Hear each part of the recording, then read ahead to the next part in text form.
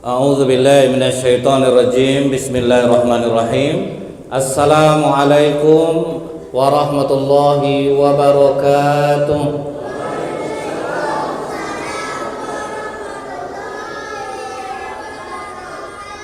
Alhamdulillahilladzi wa huwal ghafurul wadud dzul arsyil majid fa'alul liman yurid. Asyhadu an la ilaha illallah wahdahu la syarikalah wa asyhadu anna Muhammadan abduhu wa rasuluh. Allahumma salli wa sallim wa barik ala hadzal nabiyil karim wa ala alihi wa sahbihi ajmain. Bapak Lurah yang saya hormati, Bapak Ketua LPM, Bapak RT, RW, kemudian Bapak pengurus Masjid Al-Mukminin, juga teristimewa untuk Ustadz Apriyadi, Imam Besar Masjid Paripurna Al-Mukminin, Bapak-bapak, ibu-ibu, hadirin hadirat, orang-orang tua kami yang semoga kita semua senantiasa dirahmati oleh Allah. Amin ya rabbal alamin. Pernah Fatimah Zahra, putri Rasulullah sallallahu alaihi wasallam, dia datang bersama Ali ke rumah Rasulullah sallallahu alaihi wasallam, Pak. Dan melihat Rasulullah sallallahu alaihi wasallam menangis terseduh-seduh. Kemudian Fatimah bertanya kepada ayahnya, "Wahai ayah, apa yang membuat engkau menangis?" Kemudian Rasulullah menjawab, "Fatimah, ketika aku Isra, aku melihat banyak perempuan di neraka." Ditanya lagi oleh Fatimah, "Pak, atas dasar apa? Kenapa kok banyak perempuan di neraka, ayah?" "Karena kalian itu suka membantah suami dan bakhil bersedekah." Jadi ini bocoran dari Rasulullah, bukan berarti perempuan itu pelit, enggak, Bu. Ini bocoran dari Rasulullah yang membuat perempuan banyak masuk neraka. Membantah suami dan bakhil bersedekah. Suami ini memang sakral di dalam Islam ini, Bu. Apa kata Rasulullah? Sebetulnya perempuan ini mudah masuk surga dalam hadis yang lain. Apabila dia sholat 5 waktu, berpuasa di bulan Ramadan, berbakti kepada suami, bisa menjaga kehormatan diri, dia boleh masuk surga dari pintu mana saja dia mau. Sebetulnya mudah juga, Pak. Nah, kesulitannya disitulah yang 4 ini dilanggar, Bu. Sholat, perempuan ini, Bu, dapat keistimewaan. Sebaik-baik sholat seorang perempuan itu di rumah, sebaik-baik di rumah di ruang tengah, sebaik-baik di ruang tengah di dalam kamar. Ditanya oleh sahabat yang lain, "Bagaimana kalau istri kami mau sholat di masjid ya Rasulullah?" "La tamna'un nisa'akumul masjid." Jangan larang perempuan kalau mau ke masjid. Nah, itu istimewanya, Pak. Beda dengan kita laki-laki. Kita laki-laki ini sunnah muakkad hadir berjamaah, Pak. Sunnah muakkad itu maksudnya apa, Bu? Kalau tidak ada halangan, usahakan datang ke masjid.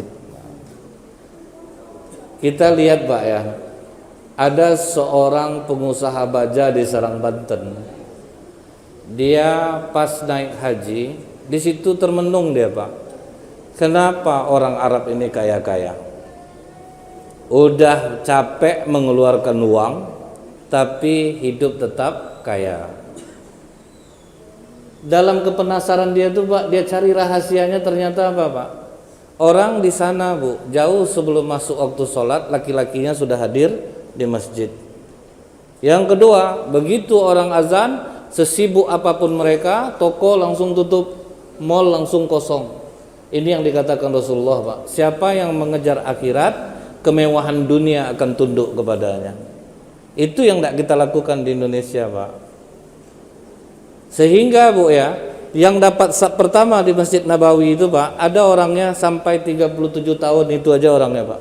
Saking mereka berebut untuk bisa hadir ke masjid mendapatkan saf pertama, terutama di sebelah kanan didoakan oleh malaikat. Itulah rahasia kekayaan mereka, Bu. Akhirnya begitu dia pulang naik haji, Pak, sampai dia di Indonesia, dikumpulkannya karyawannya. Dia pengusaha baja di Serang, Banten, Pak. Apa katanya ke karyawannya? "Mulai besok kalian mesti sholat berjamaah zuhur dan asar di kantor ini. Siapa yang tidak sholat berjamaah, saya pecat." Datang karyawannya bilang, "Terus mesinnya gimana nih, Pak?" "Matikan." "Kalian tahu, 1 kali aku mematikan mesin, aku rugi 30 juta. Berarti 2 kali 60 juta. Kali 6 hari kerja 360 juta. Kali sebulan berapa miliar, Pak? Aku tidak masalah aku rugi dunia, tapi kalian betul-betul melaksanakan sholat berjamaah dan tidak akan aku potong gaji kalian. Coba Bapak sekarang share coba browsing di YouTube, pengusaha baja di Serang Banten yang mendulukan sholat jamaah. Ternyata kekayaannya sama jadinya, Pak, dengan orang-orang kaya di Arab. Maksudnya itu apa, Pak? Asal maulah laki-laki ini sholat berjamaah, Pak. Apalagi datang jauh sebelum masuk waktu sholat, insya Allah, Bu, hidup baru berubah. Jadi ini yang harus kita sadari. Nah, perempuan dia sudah dapat sholat di rumah. Cuman kadang yang membuat perempuan ini lalai sholat itu apa, Bu? Acara beralek itu paling sering tuh. Kan dari tuan rumah dikasihnya makeup tuh, Pak. Dibisikkannya, lah Kak jangan lap makeup kakak Kak, itu biokos itu 135 sekali makeup. Akhirnya banyak yang tidak sholat ibu-ibu nih, Pak. Yang jaga makanan tidak sholat, yang jaga kado tidak sholat. Ditanya ngapa kakak tidak sholat, Kak? Tahu lah Allah tuh, kita kan nolong tetangga nih. Dibuatnya hukum baru, Pak. Zuhur tidak sholat, asar tidak sholat, maghrib pun tidak, padahal jam 5 udah pulang, Pak. Rupanya sayang mau menghapus makeup tuh, Bu. Abang belum nengok lagi, abang pulang kerja malam. Akhirnya tidak sholat, Pak. Kadang nonton TV di rumah, Bu, udah ditarik-tariknya daster tuh, Bu, mau beruduk, tidak jadi-jadi, nunggu iklan juga. Rupanya tetap juga tegak situ, Pak. Akhirnya dia ngomong sama anak, Mama mau sholat, jangan kecilkan TV. Tuh heran anaknya, Bu. Kok nggak dikecilkan TV, Ma? Nanti Mama nggak tahu udah sampai di mana ceritanya. Rupanya sambil sholat tuh dia tetap juga dengar TV, Pak. Nah disinilah, Bu. Padahal perempuan sudah dapat keistimewaan, dia sholat baik di rumah, pahalanya besar. Dia mau jamaah pun tidak ada menjadi masalah. Nah ini yang paling banyak kena. Kemudian yang kedua, berpuasa di bulan Ramadan. Amalan bagi perempuan. Kalau perempuan nih, Pak, jangankan puasa wajib, puasa sunat dia paling rajin. Cuman ingat, Bu, Islam ini bukan hanya mengajarkan kita sholat, puasa, tapi dengan sholat, puasa, sedekah kita, haji kita itu berubah enggak akhlak kita menjadi lebih baik? Kalau kita puasa begunjing masih jalan, percuma juga, Pak. Al-ghibatu asyidda minaz zina, kata Rasulullah. Bergibah dosanya lebih besar daripada zina. Bertanya sahabat, kok seperti itu ya Rasulullah? Orang yang berzina dia bisa minta ampun langsung kepada Allah, tapi orang yang bergunjing dia mesti minta maaf dulu kepada orang yang dia gunjing, baru tobatnya diterima Allah. Tapi Bapak janganlah berzina, Pak. Saya takutlah nanti salah arti lah di sini. Bagus kita berzina lagi, yang penting jangan gunjing. Nanti salah lah nanti, Pak. Jadi itu, Bu, kebanyakan yang membuat lemah kita ini, baik laki-laki ataupun perempuan, cuman cenderungnya perempuan, begunjing nih lah, Bu. Kadang kita tertipu dengan kata-kata apa, Bu? Ini aku bukan menjelek-jelekkan orang ya. Akhirnya jelekkan orang juga jadinya, Pak. Misalnya kadang jamaah majelis taklim ibu-ibu nih, Pak, pas wirid pengajian kan biasa diumumkan tuh, Bu.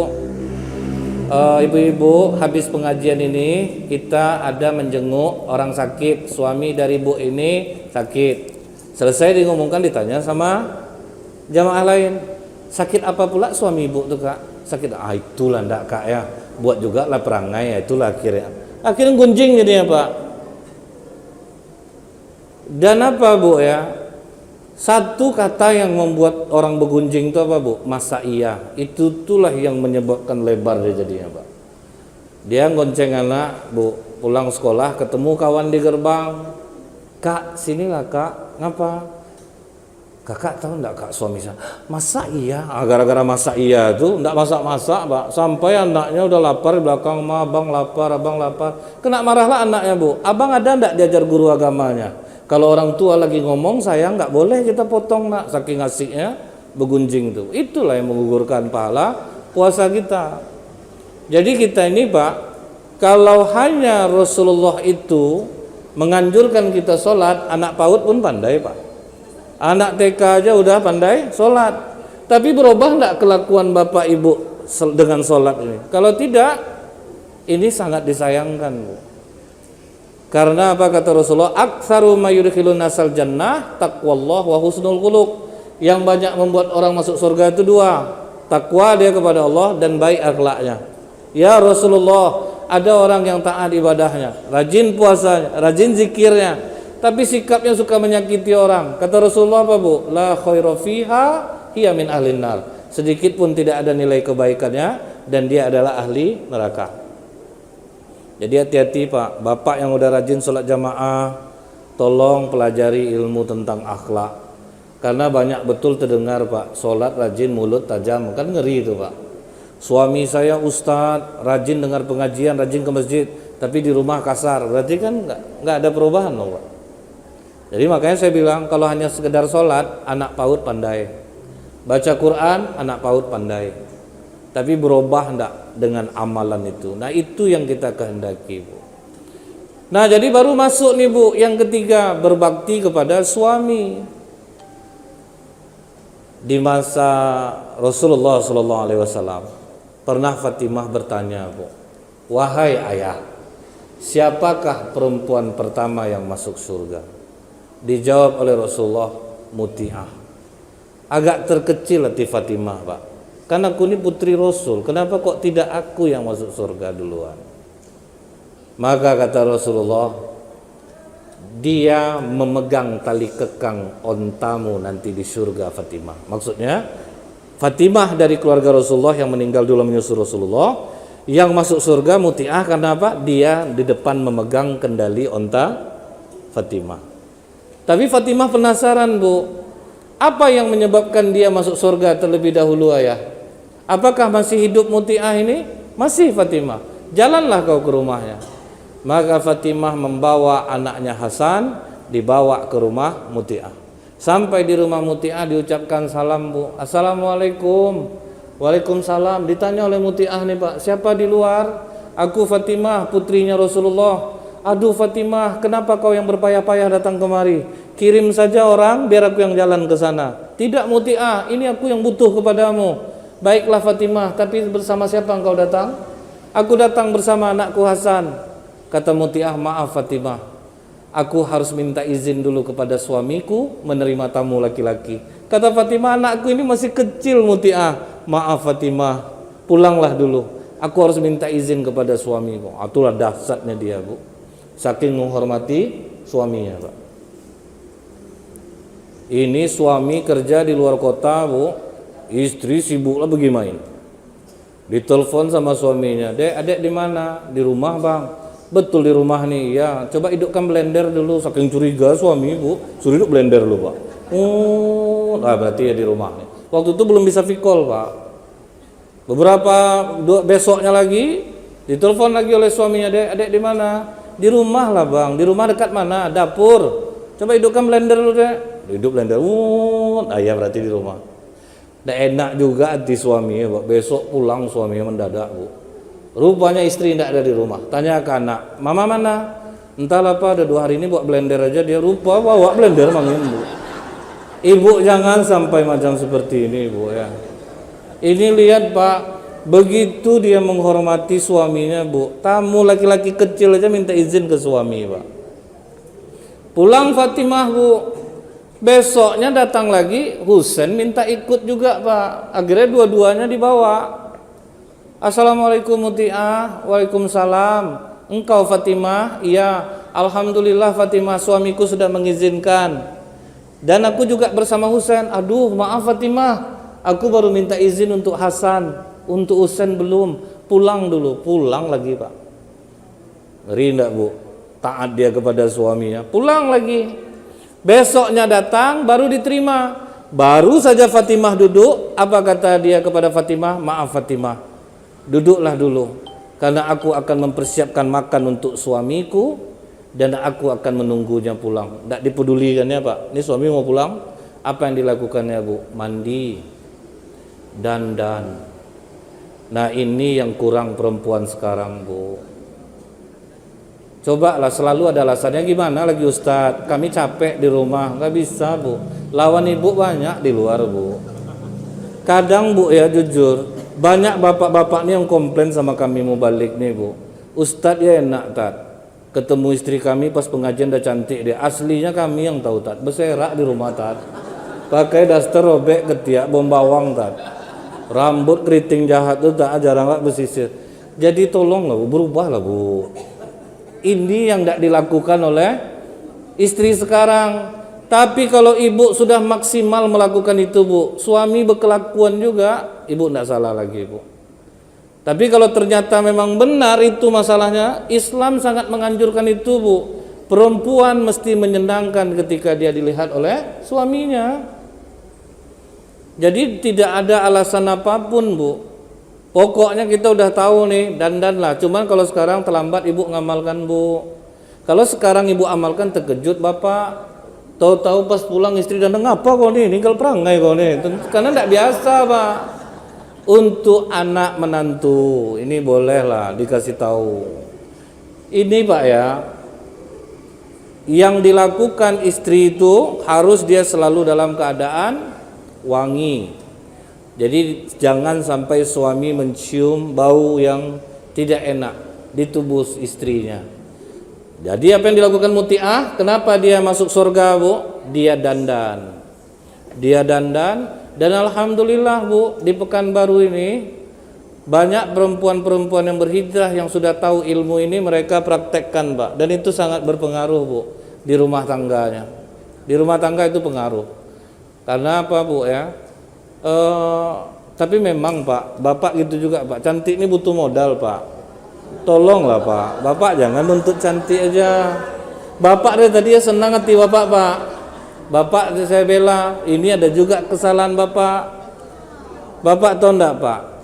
Kolagen itu pak 25.000 itu untuk 1 hari pak. Itu untuk kulit ibu. Serum itu pak, serum Nuskin itu 600.000. Kemudian cek kulit dokter Jalan Cempaka 140 pak. Krim G untuk pagi, krim R malam, kan? Jadi tolonglah tuh Pak, anggarkan itu Pak. Bapak jangan bilang cantik. Tadi udah gagah-gagah kayak bapak ini duduk bu, padahal salah dia juga. Modalilah Pak. Bapak itulah salahnya, menyalahkan aja pandai. Tapi memodali tidak mau. Sibuk cerita orang istri saya tidak pandai bergaya, modalilah. Pasti pandai jadinya bu ya. Ibu lain pak, semangat ibu lah. Jangan nampak curhat kita bu. Maaf ya pak ya, saya memang agak santai tapi nyelekit pak. Jadi kemudian pak ya, muti'ah ini bu, habis dia dandan, disiapkannya makanan. Setelah makanan siap, diletakkannya cambuk di atas meja makan. Di situ Fatimah heran pak. Apa makan cambuk pula suami dia ini? Kenapa harus ada cambuk di situ? Habis itu pak, begitu suami pulang, dia pun menyambut ke pintu. Ini yang jarang dilakukan istri. Ibu tahu enggak bu, kami laki-laki ini ada kesombongan. Jadi dia paling suka dihargai. Dia paling suka dihargai bu. Tetapi sayang, yang mengamalkan ini justru pelacur. Sampai apa kata pelacur bu? Kenapa suami kalian jatuh ke pelukan kami? Padahal kalian sebagai istri sah lebih cantik daripada kami.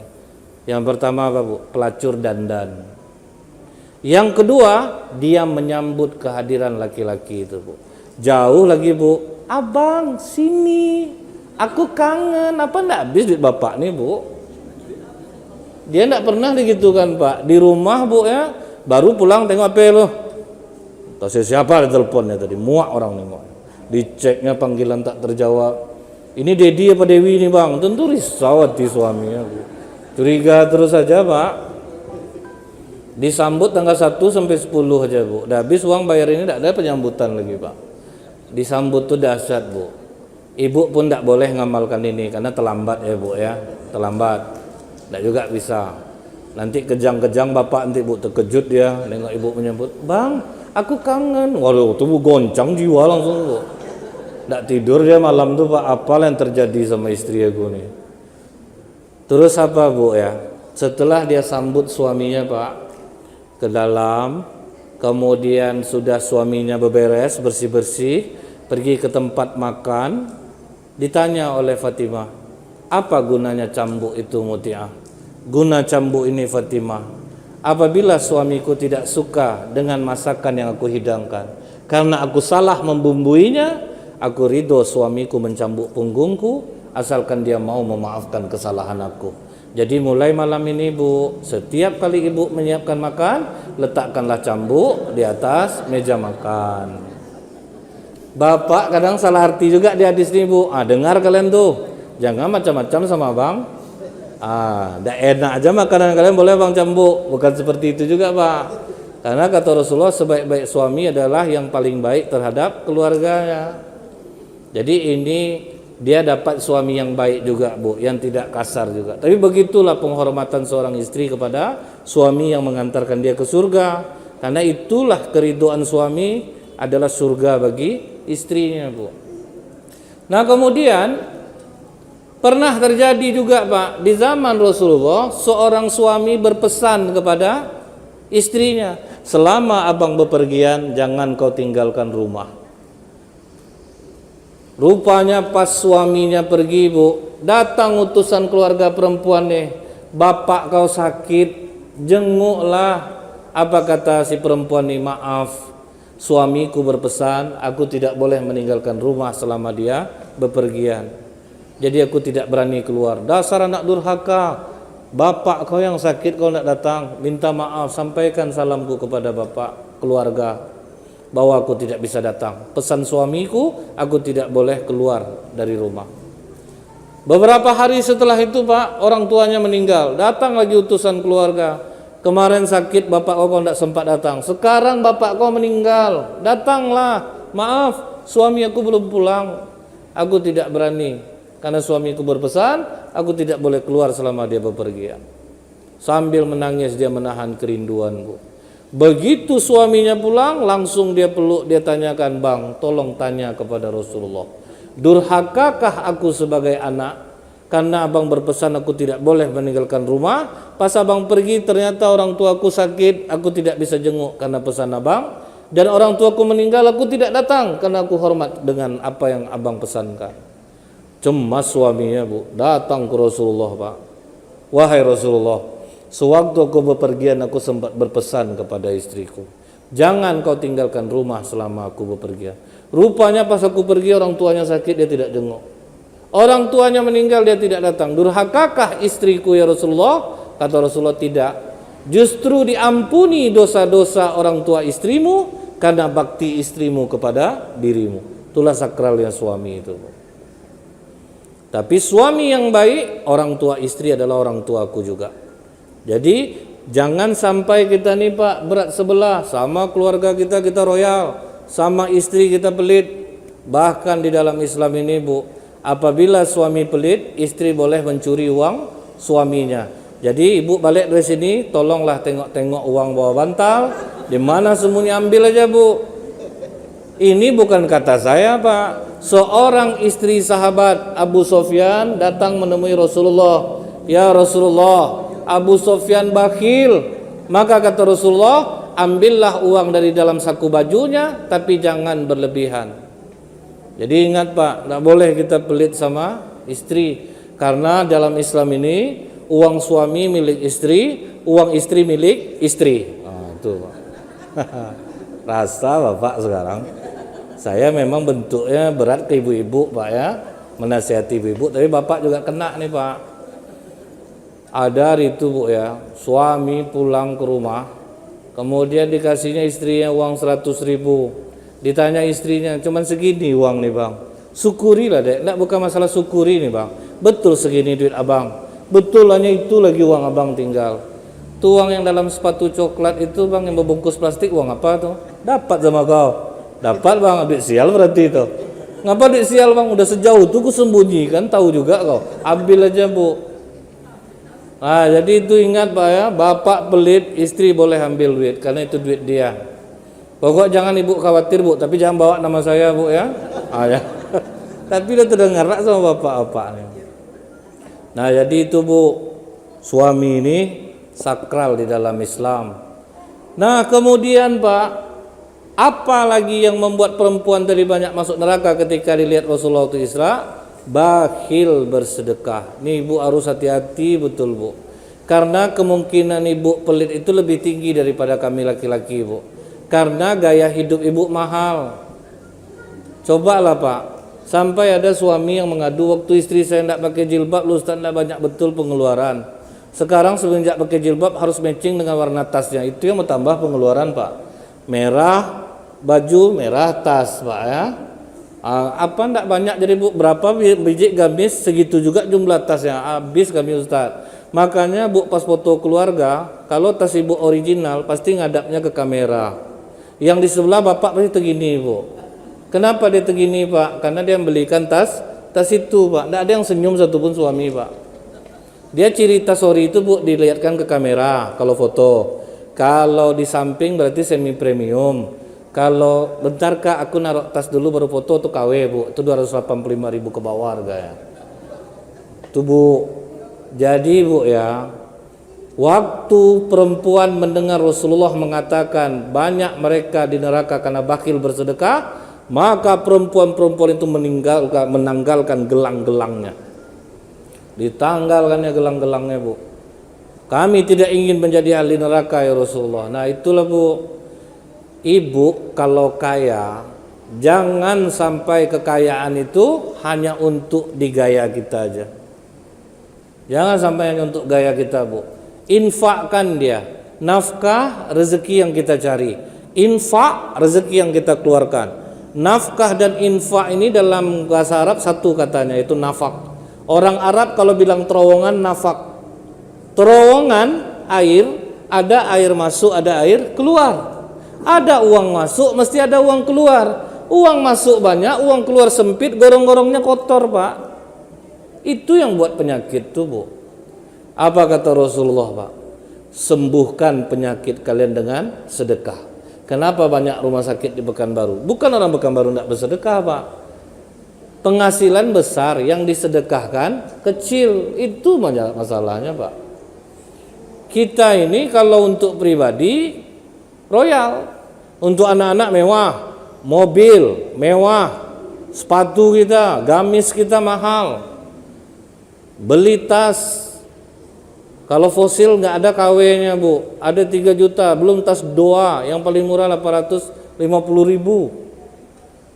Terbeli, tapi untuk sedekah pak, cobalah bongkar kotak infak. Kalau enggak 2.000, 5.000 yang banyak, 20.000 satu-satu. Jadi untuk Allah tuh kita hitung-hitungan. Makanya banyak rumah sakit bu. Tapi ini maaf bicara bu ya, di Arab Saudi banyak dokter yang mengundurkan diri pak. Karena apa? Tidak ada pasien. Nggak ada pasien rumah sakit. Dokter tidur, perawat tidur bu. Padahal pengobatan gratis. Siapa yang masuk layanannya VVIP. Tidak perlu ada paskes pertama. Sudah itu 3 hari udah mau mati baru masuk ke paskes kedua, nggak ada. Pokoknya langsung dilayani. Kenapa bu? Orang di sana dari mulai anak kecil udah diajar sedekah pak. Jadi kalau bulan puasa anak-anak perempuan kecil-kecil itu bersusun dia di jalan, bawa perbukaan, dibujuknya kita untuk mau mengambil sedekah mereka tuh. Udah diajar dari kecil bu. Ini anak dikasih makanan dibisikkan, jangan main keluar nanti diminta lah sama siapa tuh nanti nangis kau pulang. Malah itu diajarnya anaknya pak. Diajarnya pelit anaknya. Nanti kalau diminta orang ludahi makanan kau ya. Kira itulah diajarkannya anak pak. Kalau diminta puy gitu. Supaya orang tidak minta. Diajar anak itu pelit dari kecil. Itulah bu ya. Lihat rumah sakit Awal Bros udah buka cabang. Tanda kan banyak peminatnya itu pak. Buka rumah sakit Sansani ramai juga. Buka Zainab ramai juga. Buka Prima ramai juga. Buka rumah sakit Mesra ramai juga. Kenapa kok bisa seperti ini? Seharusnya kita itu pak kembali. Berarti kita sudah banyak yang bakhil bersedekah. Tapi bukan berarti pak kalau ada bapak sakit sini janganlah gitu kan tulah pilih lah, enggak pak, jangan. Karena sakit itu juga menghapus dosa. Tapi kita bisa introspeksi diri pak, bisa kita introspeksi diri. Ini bu ya, di Madinah ada seorang bapak yang gagal ginjal. Jadi diagnosa yang cocok dengan ginjal bapak ini adalah milik anaknya pak. Kata anaknya, ya udahlah ya, pakai aja ginjal aku. Kata ayahnya, tidak. Lebih baik begini, coba cari mana diagnosanya nanti yang cocok sama ayah. Kita beli, disepakati waktu itu harganya berapa Bu? 15.000 US, 154 juta Pak. Ternyata yang cocok di Mesir dapatnya. Nah, pergilah mereka, anak-anaknya ke Mesir, jumpa sama orang yang mau mendonorkan ginjalnya ini, dibayar setengah dulu, mereka balik, pas operasi baru dibawa bapaknya. Pas mau operasi apa kata bapaknya? Tunggu dulu, pertemukan dulu saya dengan orang yang menjual ginjalnya. Gak bisa Pak, kita buru-buru, enggak, saya nggak mau. Pokoknya ketemukan dulu sama yang mau jual ginjalnya nih. Karena bapaknya memaksa Bu, akhirnya dipertemukanlah. Begitu dipertemukan, kaget bapak ini, ternyata yang mau mendonorkan ginjalnya ini adalah perempuan umur 17 tahun. Ditanya oleh bapak ini, kenapa kamu mau jual ginjal kamu? Kami yatim piatu Pak, adik saya masih kecil-kecil, jadi saya sekarang yang menghidupi mereka. Mereka butuh biaya sekolah, maka saya jual ginjal saya. Apa kata bapak nih? Tidak, kau tidak perlu jual ginjalmu nak, kasih semua duit sisa ke dia, silahkan kau pulang nak, batalkan operasi. Akhirnya dia sedekahkan uang 15.000 US, dia tidak jadi operasi, dia pulang ke Madinah. Apa efek keesokan harinya Bu? Ginjal bapak itu bagus lagi seperti semula. Itulah kedahsyatan sedekah. Ini sakit diabetes, sedekah 5.000, panjanglah doa Bu. Kita kadang-kadang tidak sadarkan untung Pak. Udah jelas sakit berat, sedekah 5.000 mana mau Pak. Mesti besar Bu. Satu lagi kejadian di Mekah. Ibu-ibu dia kena kanker darah stadium akhir. Dia mempekerjakan wanita Indonesia. Tapi ibu ini, majikan ini terganggu Pak dengan pembantunya ini. Terganggunya bukan masalah kerja Bu. Pembantunya ini sering keluar masuk kamar mandi Pak. Kalau udah di kamar mandi itu lama, nanti baru keluar lagi. Akhirnya majikannya ini nanya, saya suka dengan pekerjaan kamu ini, tapi saya heran, kenapa kamu sering bolak-balik masuk kamar mandi? Kata pembantu ini sambil menangis, sebelum saya berangkat ke sini Bu, saya sempat melahirkan bayi laki-laki, dan saya menyusukan bayi itu dengan air susu saya. Setiap kali bayi saya haus di Indonesia, dada saya mengeras, makanya saya masuk kamar mandi, saya perah air susu saya. Betul enggak Bu? Itulah keajaiban seorang ibu menyusukan anaknya Pak. Kemanapun ibu itu pergi, dia pasti tahu kapan anaknya haus. Berhubung sekarang orang banyak menyusukan anaknya dengan susu sapi, jadi sekarang dada sapi yang mengeras Bu. Anak aku haus, kata sapi itu Pak. Karena banyak sekarang disusukan oleh sapi. Bapak harus tahu Pak ya, apa kata Rasulullah? Siapa yang makan daging 3 hari berturut-turut, sifat hewan itu akan pindah kepada dirinya. Makanya kalau Idul Adha itu Pak, hari ini makan daging, besok makan ikan dulu atau telur dulu, besok baru daging lagi. Karena kalau berturut-turut Pak, di hari keempat keluar binatang Bapak Pak, darah naik Bu. Senyum orang ngamuk, apa kok senyum sama aku? Jadi binatangnya keluar. Kemudian apa lagi kata Rasulullah Bu? Siapa yang makan onta hendaklah beruduk, karena onta pendendam. Jadi maka orang habis makan onta itu dianjurkan beruduk Pak. Bapak Ibu bisa bayangkan enggak, anaknya dari umur 0 dikasih susu sapi Bu. Apa enggak pindah sifat sapi itu ke dia Pak? Coba larang anak sekarang main game Bu. Jangan main game juga, besok sekolah keluar lenguh sapinya Bu. Orang main baru udah larang. Itu kan lenguh sapi itu Pak. Kalau untuk pendamping susu binatang tidak apa-apa Bu, tapi kalau diserahkan ke sapi semua, ini yang jadi masalah. Akhirnya setelah dia ceritakan Pak sama majikannya ini Bu, menangis majikannya ini kepada TKW Indonesia itu. Hari ini juga kau pulang ke Indonesia, aku belikan tiket.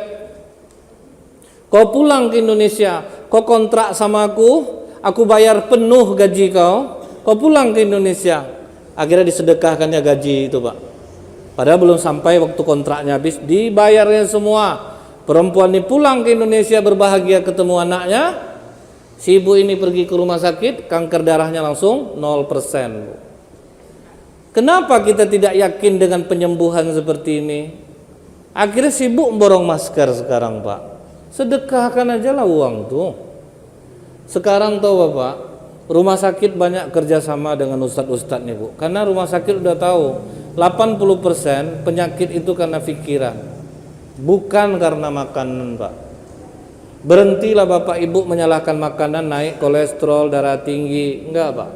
Yang membuat bapak-bapak nih kolesterolnya naik tuh Ibu, pas pergi pesta sama Ibu, Bapak mau ngambil daging, Ibu larang. Nah, itu yang naik dibuat darahnya, Bu. Dia sedang menyelera makan rendang, Pak, kena larang. Jangan lah makan abang lagi, Bang. Naik darah abang nanti. Sabar agak baru, Bu. Lenahan nih. Telur puyuh nih lah dek. Bang, tuh tinggi lemak itu, Bang. Ayalah. Ikan tongkolnya dek. Bang, abang asam urat, Bang. Kau semua kalau itu naik darahnya, Pak. Jadi belum makan lagi Bu, udah naik darahnya. Itu sebetulnya Mbak buat Bapak naik darah tuh. Jadi ingat tuh Bu, Ibu punya sakit, banyak-banyaklah nyumbang. Bapak ada sakit, Pak, banyak-banyaklah nyumbang. Udah banyak kita sedekah, Pak. Sakit juga, sakit akan menjadi penebus dosa. Dinaikkan Allah derajatnya. Karena bukan berarti orang rajin sedekah itu tidak sakit. Dia sakit tetapi menjadi rahmat baginya, Pak.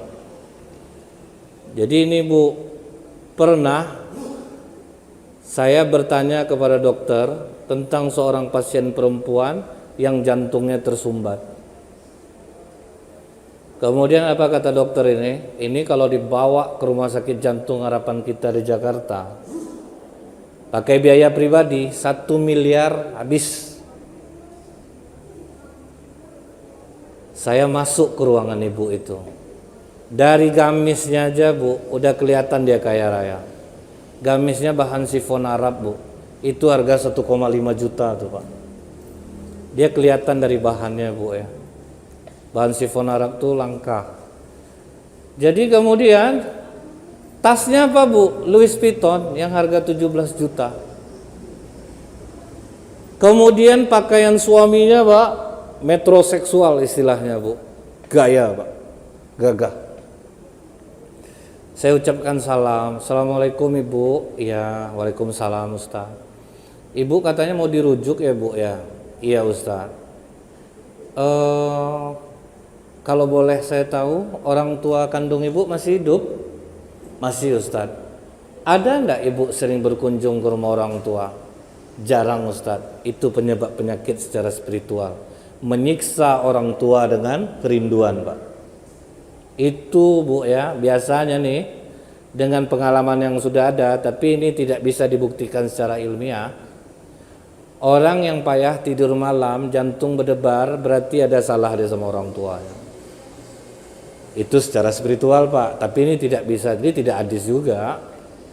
Tapi yang pernah terjadi seperti ini Pak, dibawa tahajud tidak tenang juga, dibawa zikir tidak tenang juga, dada berdebar, sulit tidur, biasa nyiksa orang tua dengan kerinduan. Jadi dia jarang menjenguk orang tuanya Bu. Itu penyakit yang pertama. Kemudian yang kedua, adakah ibu memberi uang kepada orang tua? Ada. Kadang 200.000, kadang 300.000. Berapa sehari kalau 300 Bu? 10.000 Pak. Saudara kandung ibu ada yang susah? Ada. Ada ibu bantu? Pandai-pandai lah kalau udah nikah nih. Ini udah kena 3. Sekarang pertanyaan saya agak sensitif nih Bu. Berapa penghasilan Bapak sama Ibu? Tolong jujur. Kalau ada kos-kosan, kalau ada ruko, kalau ada sawit, ada pertanian, ada peternakan. Udah ngobrol berdua Bu, dapat angkanya berapa Bu? 600 juta 1 bulan. Ngasih orang tuanya berapa? 200-300 ribu Pak. Nolong saudara tidak ada, tapi untuk diri dia boros. Jadi saya katakan, saya udah nanya ke dokter tadi Bu, kalau sempat ini pakai biaya pribadi, ini bisa habis 1 miliar kalau Ibu dirujuk ke rumah sakit jantung harapan kita di Jakarta. Kalau Ibu yakin dengan hadis Rasulullah, sedekah bisa menyembuhkan penyakit, Ibu ambil coba 10% aja dari 1 M itu. Tapi ini ijtihad saya. Itu tidak juga hadis Pak. Berarti 100 juta Kasih orang tua ibu, kasih saudara kandung ibu. Coba kita lihat, karena Rasulullah mengatakan sembuhkan penyakitmu dengan sedekah. Tidak mungkin Rasulullah bohong. Wa ma yantiqu anil hawa in huwa illa wahyu yuha. Yang diucapkan Rasulullah itu wahyu semua ya Pak, bukan hawa nafsu ya. Mendengar 100 juta itu Bu, ngamuk ibu tuh Pak. Tajam mulut Ustadz ya. Saya dibilang tidak pandai sedekah. Pandai saya soal sedekah nih. Saya juga banyak nolong orang. Macam-macam lah kata dia Pak. Karena resikonya itulah Bu. Kalau kita memberitahu seseorang, tersinggung hati dia, pasti dia marah sama kita Pak. Misal ketiak kawan ibu busuk Bu, itu selembut apapun ibu ngomong pasti dia benci sama ibu. Kak, ya minta maaf aku sama kakak. Kan lama tuh Pak ya. Ngapa? Udah banyak betul orang ngomong soal kakak. Ngomong apa? Maaf ya kak ya. Iya apa tuh? Ketiak kakak pahit kak. Walaupun udah seramah itu Pak, dia benci sama ibu. Jadi begitu juga Bu, dia dianggap pelit seolah-olah gitu. Saya ini tidak pelit, saya pandai sedekah. Tidak perlu saya diajar-ajar soal sedekah nih. Ngamuk ibu itu Pak. Saya diam aja Pak. Kenapa saya diam? Karena saya tidak punya beban. Kecuali saya bilang, ambil duit ibu 100 juta, titip ke saya. Biar saya yang menyalurkan. Ustadz pun jangan dipercaya soal duit Bu. Duit ini kalau sedikit, ya harum Pak. Kalau udah banyak, kalau sedikit haram, kalau banyak harum. Nah itu Pak ya, itu Pak. Susah Bu, kalau diuji sama duit itu susah Pak. Akhirnya apa Bu? Suami dia membela Pak. Aku setuju kata-kata Ustadz tuh. Kenapa? Biarlah kita coba ambil 100 juta, coba kasih orang tua, kasih saudara-saudara kandung. Pulang, berselang beberapa hari kemudian ibu tuh nelfon lagi Bu. Assalamualaikum Ustadz. Waalaikumsalam. Saya minta maaf sama Ustadz. Jujur saya akui Ustadz, tidak ada manusia yang paling saya benci di dunia ini waktu itu selain Ustadz. Diakuinya, dia benci sama saya Pak. Tapi alhamdulillah Ustadz, pulang dari rumah sakit, besoknya saya antri di bank. Saya ambil uang 130 juta. Berlebih diambilnya Pak. Dikasihnya orang tua kandungnya 30 juta Bu. Itu uang diletakkan oleh orang tuanya di atas kepala Pak. Alhamdulillah ya Allah, ampuni dosa anak aku ya Allah, angkat penyakitnya ya Allah. Ikhlas ibu itu berdoa Bu. Tembus doa ibu itu ke Allah mungkin Pak. Ringan dada saya Ustaz. Karena sesuai jumlahnya Bu. 30 juta Pak. Jadi kalau mau ngajak orang mendoa di rumah Bu, kasih makanan enak-enak. Ini mau masuk puasa mihun goreng Pak, gimana orang doa mau ikhlas Bu? Maka dilutut tangan orang semua Pak. Amin ya Allah. Amin. Kadang sambil ngobrol lah tuh Bu, nyesal lah aku datang tadi. Tahu macam ini makan aku di rumah. Tapi coba Bu, ngundang besok Pak masuk puasa tuh Bu ya. Udang galah, kakap merah, ikan salai, gulai baung. Perhatikan tangan orang berdoa. Amin ya Allah. Tengoknya ikan tuh balik Pak. Semangat dia jadinya. Karena sesuai Pak. Sesuai Bu. Karena dia kasih orang tua yang 30 juta Pak. Waduh, ikhlas orang tuanya mendoakannya Bu. Karena hanya biasa dapat 200, 300 ribu. Dia pergi ke rumah adik-adiknya, dia kasih uang, kasih uang, kasih uang, kasih uang, kasih uang. Terasa betul lapang dada saya. Nah jadi medis memang kita gobat juga Pak. Tetapi ingat, sedekah ini tolonglah agak besar dari biasanya. Jadi itulah Bu, ini juga pelajaran. Ketika kita ada rezeki Pak, usahakan bisa kita ini berbagi Bu. Jangan sampai habis di tangan kita sendiri, sibuk dengan gaya kita. Tapi ingat, yang disedekahkan mesti harta yang betul-betul halal. Karena apa kata para ulama Bu, kalau kita bersedekah dengan uang yang subhat, uang yang tidak jelas kehalalannya, sama dengan mencuci baju pakai air kencing Pak. Bukan tambah bersih dia, tambah kotor dia jadinya Bu. Jadi usahakan hasil dari yang bagus. Karena misal kadang ini Bu, pedagang dia bisa aja berdusta, dia berdagang. Kadang coba lah Bu ya, kita tanya, "Bang, berapa harga jilbab nih?" 50 tuh Bu, enggak bisa 35. Kalau 35 udah 5 orang mau terima, enggak ada orang datang Pak. Kan sering seperti itu Bu ya. Dia tipu orang, harga 35.000 dijadikannya 250.000 Bu. Ditawar orang ngamuk dia. Akhirnya banyak orang kena tipu, makanya banyak pasar ini yang terbakar Pak. Udah bagus terbakar balik. Kenapa? Sering orang terzolimi. Tahu dia orang bodoh yang masuk, malah ditipu sama mereka, oknumnya, bukan semuanya. Karena ketika Allah menurunkan azab, yang baik-baik pun kena semua Pak. Nah jadi inilah Bu Pak, usahakan bersedekah dengan yang baik. Nah inilah pesan Isra sedikit yang bisa saya sampaikan. Mudah-mudahan ini bisa bermanfaat bagi kita semua. Jangan kita hanya rajin sholat saja, usahakan sholat laki-laki bisa sholat berjamaah di masjid. Kemudian usahakan juga untuk bisa bersedekah. Subhanakallahumma bihamdika asyhadu an la ilaha illa anta astaghfiruka wa atubu ilaik. Assalamualaikum warahmatullahi wabarakatuh.